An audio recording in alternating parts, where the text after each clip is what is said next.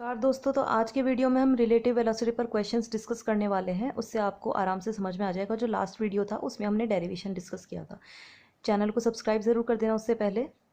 तो first question हम देख रहे हैं, वो ये कह रहा है rockets A and B are observed from the earth to be travelling with velocity 0.8 c and 0.7 c in same direction. मतलब दो रॉकेट्स हैं जो कि इन वेलोसिटीज से सेम डायरेक्शन में ट्रैवल कर रहे हैं। क्या मतलब है? एक रॉकेट ये है और एक रॉकेट ये है। अब एरो दोनों एक तरफ क्यों है? क्योंकि सेम डायरेक्शन में ट्रैवल कर रहे हैं। तो हमने इसे नाम दे दिया रॉकेट ए और इसे नाम दे दिया rocket B. Okay, what is the velocity of B? इसकी वेलोसिटी हमें निकालनी है as seen by an observer in A. इसका मतलब होता है as seen by an observer, that means relative to A. हमें बी की वेलोसिटी कैलकुलेट करनी है रिलेटिव टू ए। तो रिलेटिव वेलोसिटी कैलकुलेट करनी है बी के लिए। ओके, अब यहाँ पर जो है हम एक में एस फ्रेम लेंगे और एक में एस डैश फ्रेम लेंगे। तो आप देखिए, जिसके रिलेटिव हमें पूछा जाएगा वो हमारा एस डैश फ्रेम होगा। यहां पर बोला है by an observer in A, that means relative to A. तो हमारा ऑब्जर्वर जो है ना वो यहां होगा। ओके, और ये फ्रेम एस डैश होगा। ये एस डैश फ्रेम है तो ये एस फ्रेम होगा हमारा, राइट। और वेलोसिटीज क्या क्या है? ए की वेलोसिटी 0.8 c है और जो बी है उसकी वेलोसिटी 0.7 c है। क्लियर है? अब हमारा रिलेटिव वेलोसिटी का जो फॉर्मूला होता है वो होता है यू एक्स डैश। हम यू एक्स डैश क्यों ले रहे हैं? एक्स ले रहे हैं क्योंकि एक्स डायरेक्शन हम मानकर चल रहे हैं। यहाँ पर कोई भी डायरेक्शन जो है वो स्पेसिफाई सेम डायरेक्शन, तो हमने एक्स डायरेक्शन ली। अब इसमें चेंजेस कैसे होते हैं? U x minus v upon 1 minus u x v upon c square. बहुत ही सिंपल फॉर्मूला है, ठीक है। अब इसमें यू एक्स कौन सी होगी, वी कौन सी होगी? तो सबसे पहले तो आप देखिए, वी वेलोसिटी जो होती है वो एस डैश फ्रेम की होती है। ओके, एस डैश फ्रेम में ऑब्जेक्ट जिस वेलोसिटी से मूव करता है या फिर एस डैश फ्रेम जिस वेलोसिटी से मूव करता है तो वो हमारी होती है स्मॉल वी। तो ये तो हमारा क्लियर हो गया। जिसके रिलेटिव पूछा वो एस डैश फ्रेम होगा और उसकी वेलोसिटी स्मॉल वी होगी। तो यहाँ पर हमने क्या लिखा? 0.8 c। और अब ये इस डायरेक्शन में मूव कर रहा है, इसलिए ये साइन में भी कोई चेंज नहीं होगा। यू एक्स क्या है? 0.7 c जो एस की वेलोसिटी है, राइट। अपॉन बस वैल्यूज हमें पुट करनी है। तो यू एक्स वी की 0.7, 0.8, सी और सी को मल्टीप्लाई करके एक साथ लिख देते हैं अपॉन सी स्क्वायर। तो सी स्क्वायर से सी स्क्वायर हुआ कैंसिल। इसको सिंपली आप सॉल्व कर लीजिए। 0.7 में से माइनस किया 0.8 को तो आएगा हमारे पास, माइनस में टर्म आएगी माइनस 0.1 c अपॉन 1 माइनस 0.7 और 0.8 का मल्टीप्लिकेशन। अब इसको आपने फर्दर सॉल्व किया तो आपको क्या मिलेगा? 0.1 c अपॉन 0.44। और इसे भी आगे सॉल्व किया तो क्या मिलेगा? Minus 0.227 c। सिंपल। तो ये हमारी वेलोसिटी किसकी आई? Velocity of B relative to A. Okay, clear है। जिसके रेस्पेक्ट में पूछा उसी को एस डैश मानना है और उसी में ऑब्जर्वर हमारा बैठेगा, तो उसकी वेलोसिटी स्मॉल वी वाली होगी। ओके, डायरेक्शंस आपको देखनी है। पॉजिटिव एक्स डायरेक्शन में चल रहा है इसलिए साइन में कोई चेंज नहीं हुआ किसी के में भी। वैल्यूज एज इट इज हमने पुट की है। फॉर्मूला बहुत ही सिंपल है। नेक्स्ट क्वेश्चन पे हम चलते हैं। अब देखिए, ये क्वेश्चन कह रहा है nuclear particle was observe to break into fragments which moved in opposite direction. Okay, nuclear particle टूटा और दो पार्टिकल्स उसके हुए, फ्रैगमेंट्स उसके हुए और अपोजिट डायरेक्शन में मूव कर रहे हैं। दैट मीन्स क्या है? एक इस तरह से जा रहा है तो एक इस तरह से जा रहा है, राइट। अब velocity of each fragment was found to be 0.8 c।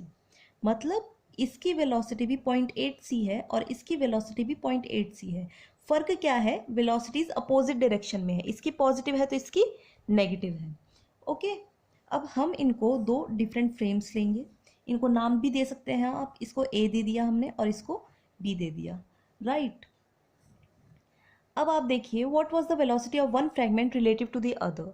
इसमें एक पार्टिकल की हमें वेलोसिटी पहले निकालनी है रिलेटिव टू द अदर। तो रिलेटिव वेलोसिटी कैलकुलेट करनी है, ये हमें क्लियर है।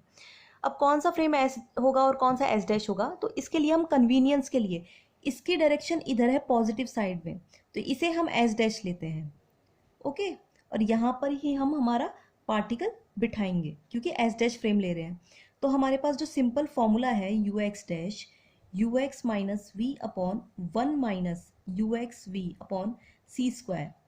अब इसमें ये जो v है ना, ये इस एस डैश फ्रेम की होगी। हमने ये पॉजिटिव साइड वाला लिया है 0.8c, इसीलिए लिया है इसको कि हमें v पॉजिटिव में चाहिए ताकि हमें यहाँ पर साइन में कोई चेंजेस ना करने पड़े। तो ये वेलोसिटी किसकी होगी? ये होगी velocity of b relative to a, जिसमें हमने एस डैश को बिठाया, और ये हमारा एस फ्रेम होगा। अब यहाँ पर वैल्यूज आप सिंपली पुट कीजिए, तो u x dash equals to u x क्या होगा, ये वाली वैल्यू होगी। बट 0.8 से आप देखिए इस डायरेक्शन में जा रहे हैं, नेगेटिव साइड में, तो इसकी वैल्यू क्या होगी 0.8c, but in the minus, with the minus sign, minus v।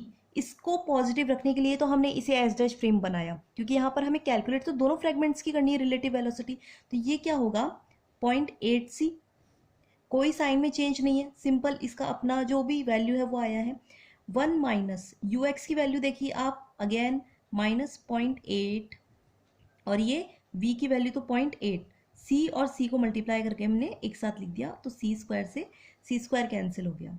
Next हम इसे ऐड करेंगे तो क्या बनता है, -2 इंटू 0.8c अपॉन 1। अब ये माइनस माइनस प्लस हो गया, तो 0.8 का स्क्वायर। फर्दर इसे आपको सिंपली सॉल्व करना है, तो वैल्यूज आएंगी -1.6c अपॉन 1.64, और इसे भी जब सॉल्व किया गया तो मैथमेटिकल कैलकुलेशन से आ गया -0.97c। अब ये किसके रिलेटिव आई है, ये आई है रिलेटिव टू a। क्लियर है यहाँ तक? अब एक पार्टिकल की तो हमने निकाली, देखिए सारी वैल्यू सेम है, ये 0.8, ये भी 0.8। ओके, अब आप रिलेटिव टू b अगर पूरा कैलकुलेशन ना भी करना चाहे तो सिंपली बता सकते हैं कि अगर रिलेटिव टू b निकाली जाए तो वो क्या आएगी, वो सेम आएगी, क्योंकि सभी वैल्यूज सेम है, बट चेंज क्या होगा, एक साइन का होगा, माइनस की जगह प्लस हो जाएगा, तो वो रिलेटिव टू b होगी। क्यों होगी?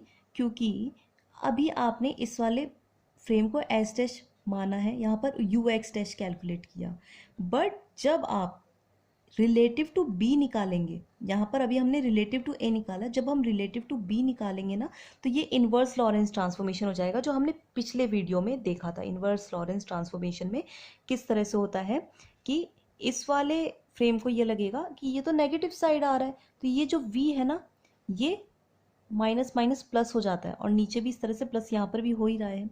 ओके, देखिए जैसा हमने लास्ट वीडियो में देखा था, इन्वर्स लॉरेंस ट्रांसफॉर्मेशन में क्या हुआ था, यहाँ पर एस डैश में तो v वेलोसिटी पॉजिटिव साइड में होती है, बट ऑब्जर्वर कहाँ है इस बात पर ही सब कुछ डिपेंड करता है। ऑब्जर्वर हमारा एस फ्रेम में बैठा है, तो उसे ये लगता है, आप ये मानिए ट्रेन जो है वो इस साइड जा रही है, बट बाहर जो पेड़ है या फिर बाहर जो इंसान है उसे ये लग रहा है कि वो नेगेटिव साइड में है।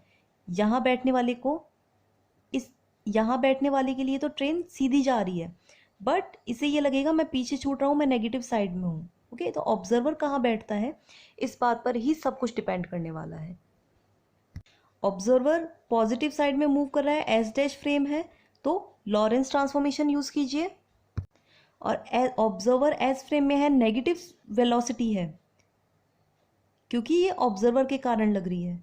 ठीक है, पेड़ पीछे थोड़े ना छूटते हैं, पेड़ चलते थोड़े ना है, लेकिन ऑब्जर्वर का कमाल है कि उसे ये लग रहा है कि पेड़ जो है पीछे नेगेटिव साइड में मूव कर रहे हैं। ट्रेन में बैठे हुए इंसान को ऐसा ही लगता है, राइट? तो सब कुछ इमेजिनेशन का काम है, तो वहाँ पर इन्वर्स लॉरेंस ट्रांसफॉर्मेशन से ये वाली इक्वेशंस हो जाती है। आपको याद करने की भी जरूरत नहीं है साइन कैसे चेंज होते हैं, बस सिंपली ये एक फॉर्मूला आपको थोड़ा बहुत ध्यान होना चाहिए, और उससे आपको क्लियर हो जाएगा कि ये जो एरोज है ना, उसी से क्लियर हो जाएगा कौन सा नेगेटिव लेना है, कौन सा पॉजिटिव साइन लेना है, दैट्स इट।